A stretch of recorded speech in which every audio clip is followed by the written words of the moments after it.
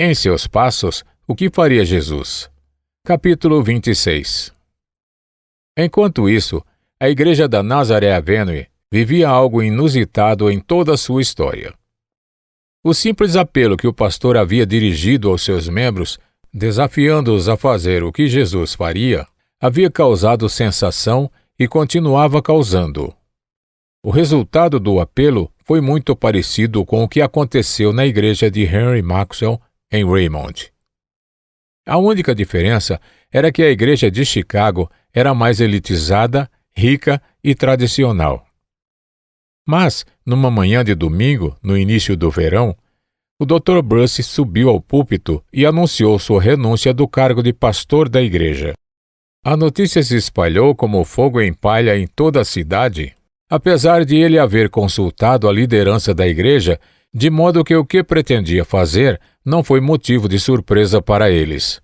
Mas quando se tornou pública a notícia de que o bispo Edward também tinha renunciado e anunciado sua aposentadoria depois de tanto tempo no cargo para ir morar no meio da pior região de Chicago, a perplexidade do público atingiu seu nível mais alto. Mas por quê? Respondeu o bispo a um grande amigo que, em meio a lágrimas, havia tentado fazê-lo desistir de seu propósito. Porque aquilo que o Dr. Bruce e eu nos propusemos a fazer é encarado como algo tão espantoso como se fosse inédito o fato de um doutor em teologia e um bispo quererem salvar almas perdidas dessa maneira em particular. Se renunciássemos ao cargo com o propósito de ir para a Índia, para a China ou para algum lugar na África, as igrejas haveriam de enaltecer o heroísmo dos missionários. Que há de mais em querermos dedicar nossa vida para ajudar a resgatar os incrédulos e perdidos de nossa própria cidade? Será que é um acontecimento tão maravilhoso que dois pastores estejam não apenas desejosos, mas ansiosos por viver próximos da miséria do mundo, de forma que possam conhecê-la e vivenciá-la? Seria uma coisa tão rara esperar que o amor pelos homens e mulheres perdidos venha se expressar na salvação das almas? O bispo estava convencido de que não havia nada de tão espetacular no que estava acontecendo, mas o público continuava a falar e as igrejas mantinham-se perplexas pelo fato de dois homens como aqueles, tão proeminentes no ministério, quererem sair de uma casa confortável, renunciar de livre e espontânea vontade a uma posição de destaque na sociedade e ingressar numa vida de dificuldades, renúncia e sofrimento verdadeiro. Um país cristão. Que forma de discipulado é esta que gera perplexidade, como se sofrer por Jesus fosse algo totalmente incomum na vida de pessoas que seguem seus passos? A igreja da Nazaré Avenue despediu-se de seu pastor com tristeza, pelo menos para a maior parte dos membros, embora essa tristeza tenha se transformado em sentimento de alívio para os que haviam se negado a assumir o compromisso. O Dr. Bruce levou consigo o respeito e a admiração de homens que, envolvidos no mundo dos negócios de tal forma que a obediência ao compromisso os teria arruinado, mesmo assim continuavam no íntimo de seu ser a valorizar a coragem e a coerência. Haviam conhecido o Dr. Bruce durante muitos anos como uma pessoa bondosa, conservadora e tranquila, mas a ideia de agora vê-lo sob a perspectiva de um sacrifício dessa natureza não lhes era familiar. Assim que entenderam o que acontecia, deram ao pastor o crédito de ser totalmente fiel às suas recentes convicções sobre o que significava seguir Jesus.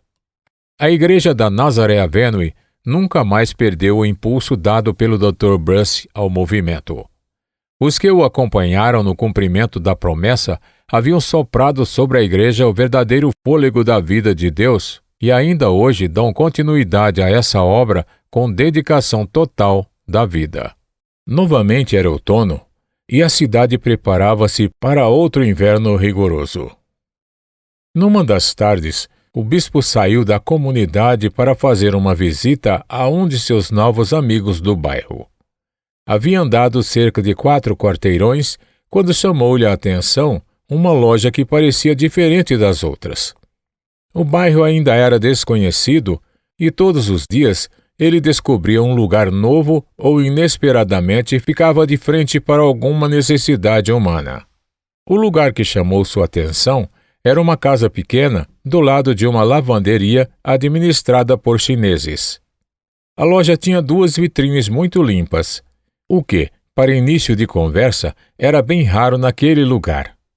As vitrines exibiam algumas iguarias tentadoras e havia etiqueta com preços em vários produtos, coisa que deixou o bispo curioso, pois àquela altura estava familiarizado com muitos elementos da vida do povo que antes lhe era desconhecido. Enquanto olhava a vitrine, a porta da loja se abriu e Felícia Sterling surgiu diante de seus olhos. "Felícia!"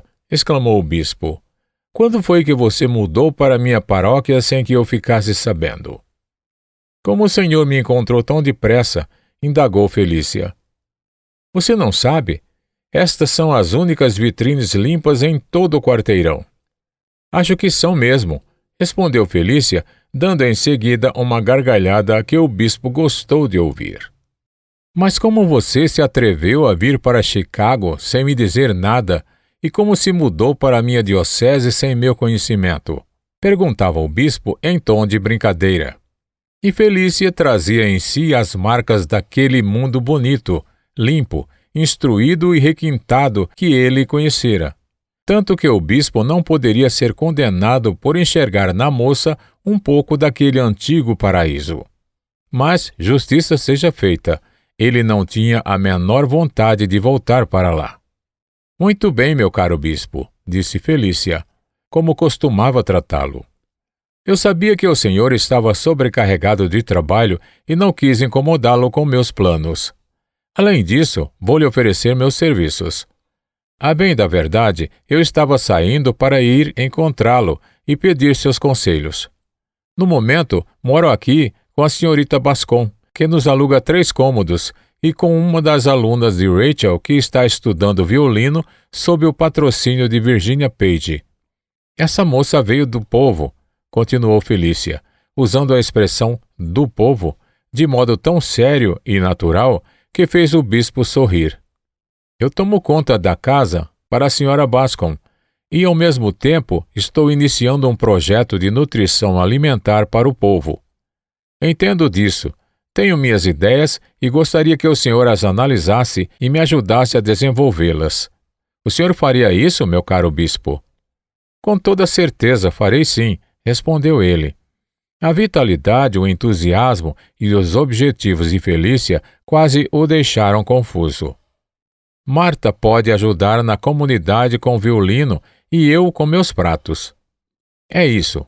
Achei que primeiro devia me instalar, pensar em alguma coisa e só depois aparecer com algo concreto para oferecer-lhe. Já posso me sustentar sozinha agora." "Pode?" respondeu o bispo com ar de incredulidade. "De que jeito? Fazendo essas coisas?" "Essas coisas?" respondeu Felícia com indignação.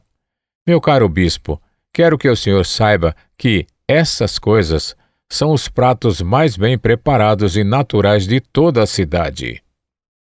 "Não estou duvidando disso", apressou-se o bispo a responder. "Mas você sabe, não dá para ter certeza sem provar." "Entre e experimente", ela exclamou. "Pobre bispo, parece que faz 1 mês que o senhor não come bem." Felícia insistiu para que ele entrasse na pequena sala da frente, onde Marta, moça perspicaz, de cabelos curtos e encaracolados, com uma atmosfera de música à sua volta, encontrava-se ocupada estudando. "Vá em frente, Marta. Este é o bispo. Você já me ouviu falar dele." E emendou, olhando para o bispo. "Sente-se que o senhor vai comer das delícias de uma boa mesa. Acho mesmo que o senhor anda sem se alimentar direito."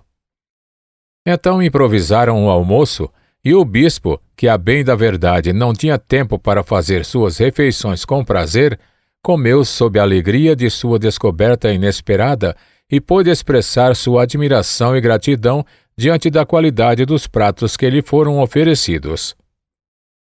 Achei que o senhor iria pelo menos dizer que está tudo tão gostoso quanto os grandes banquetes do auditório, disse Felícia com todo jeito. E está mesmo. Os banquetes no auditório não chegavam nem aos pés disso aqui, Felícia. Você tem de ir até a comunidade. Quero que veja o que estamos fazendo. Estou simplesmente pasmo de encontrá-la aqui ganhando o seu sustento desse jeito. Estou começando a entender seus planos. Você pode ser de enorme ajuda para nós. Você não está falando sério quando diz que vai morar aqui e ajudar essas pessoas a entender o valor da boa alimentação, está? Para dizer a verdade, estou. Respondeu ela com muita seriedade. Esta é a minha missão. Por acaso não devo cumpri-la? Sim, você tem razão. Graças a Deus por uma cabeça como a sua. Quando me retirei do mundo, e o bispo sorriu ao usar essa expressão, as pessoas não falavam em outra coisa a não ser na nova mulher. Se você é uma delas, eu me converto aqui e agora. Bajulação! Será que nem na periferia pobre de Chicago consigo escapar disso? Disse Felícia rindo de novo. O coração do bispo, pesado que estava, depois de tantos meses em contato com o pecado e a miséria daquele lugar, alegrou-se ao ouvir essas palavras. Eram consoladoras, vinham de Deus. Felícia queria visitar a comunidade e o acompanhou de volta. E ficou impressionada ao observar o que era possível fazer com uma quantia razoável de dinheiro e um pouco de inteligência a serviço do reino. Enquanto caminhavam pelo prédio, falavam sem parar. Ela era a encarnação do entusiasmo e ele ficava encantado ao ver toda aquela vitalidade. Então desceram ao porão e o bispo abriu uma porta detrás da qual se ouvia o barulho de uma plana de carpinteiro. Era uma pequena carpintaria, mas bem aparelhada. Um jovem vestindo macacão e com um boné de papel na cabeça assobiava enquanto operava a plana. Ele levantou a cabeça para olhar os dois que entravam e tirou o boné. Senhorita Sterling, apresento-lhe o Sr. Stephen Clyde, disse o bispo. Clyde nos ajuda aqui 2 vezes por semana. Naquele momento, o bispo foi chamado no andar de cima e pediu licença para ausentar-se por um instante, deixando Felícia junto com o jovem carpinteiro. Nós já nos conhecemos, disse Felícia, olhando com franqueza para Clyde. Sim, quando estávamos no mundo, como o bispo costuma dizer, respondeu o rapaz, enquanto os dedos apoiados sobre a tábua que estava planando tremiam um pouco. Sim, disse Felícia, hesitando um pouco. É um prazer revê-lo. Sério mesmo? Disse o jovem, com o rosto corado de satisfação. Desde aquela época você tem enfrentado muitos dissabores, disse ele, mas logo pensou que podia tê-la magoado ou despertado lembranças dolorosas. Mas ela havia superado tudo aquilo. Sim, e você também. Como é que você veio parar aqui? É uma longa história, senhorita Sterling. Meu pai perdeu tudo o que tinha, e eu fui obrigado a trabalhar. Foi uma coisa muito boa para mim. O bispo costuma dizer que devo ser grato por isso. E sou. Estou muito feliz agora. Aprendi este ofício esperando que algum dia me seja útil. Durante as noites, trabalho na recepção de um hotel. Naquela manhã de domingo, quando você assumiu o compromisso na igreja da Nazaré Avenue, eu também fiz o mesmo junto com outras pessoas. Você também? Perguntou Felícia. Fico feliz por isso. Na mesma hora o bispo chegou de volta e logo os dois saíram, deixando o jovem carpinteiro trabalhar. Alguém observou que depois daquilo ele passou a assobiar mais do que nunca enquanto operava a plana. Felícia, disse o bispo, você já conhecia Stephen Clyde? Sim, quando eu estava no mundo, meu caro bispo. Era uma das pessoas com quem eu tinha amizade na igreja da Nazaré Avenue. Ah, sim, disse o bispo. Éramos bons amigos, emendou Felícia. Só bons amigos? O bispo arriscou-se perguntar. Felícia ficou um pouco sem jeito por um instante, mas olhou nos olhos do bispo e respondeu, com toda sinceridade: só bons amigos, nada mais que isso. Seria muito natural se esses dois viessem a gostar um do outro, pensou o bispo consigo mesmo, e esse pensamento lhe despertou alguma melancolia. Era quase como o velho romance com Camila. Mas aquilo passou, e, quando Felícia foi embora mais tarde, deixou-o com lágrimas nos olhos e com a esperança de que ela e Stephen viessem a se apaixonar um pelo outro. Afinal de contas, disse ele com a sensibilidade e a bondade que lhe eram características, os romances não fazem parte da vida humana? O amor é mais velho que eu e mais sábio também. Na semana seguinte, o bispo teve uma experiência que pertence a esta parte da história da comunidade. Certa noite, já bem tarde, ele estava retornando para a comunidade, andando pela rua, com as mãos para trás, quando dois homens pularam à sua frente, saindo de trás de uma cerca velha de uma fábrica abandonada, e o encararam.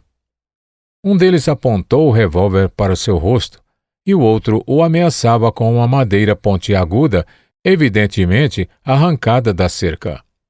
«Põe as mãos para cima, sem demora», disse o homem que portava o revólver. O lugar era deserto, e o bispo não ofereceu resistência.